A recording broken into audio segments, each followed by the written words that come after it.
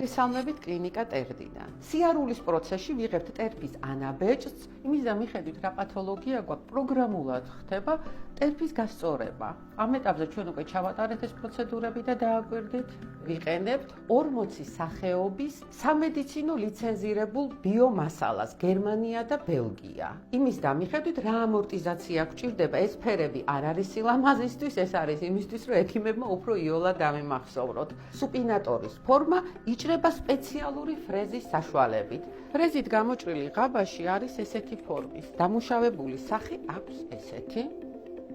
ამას ვარგებთ ღრმა თავისუფალ სპორტულ ფეხსაცმელში. პაციენტი მიეჩვევა ერთი კვირის განმავლობაში, საჭიროების შემთხვევაში ხდება კორექცია, მაგრამ ეს ძალიან იშვიათად ხდება, რახან ღაბაში ინდივიდუალურია. ღაბაში მოძრავია, შეგიძლიათ ერთი ფეხსაცმლიდან მეორე ფეხსაცმელშიც გადაიტანოთ.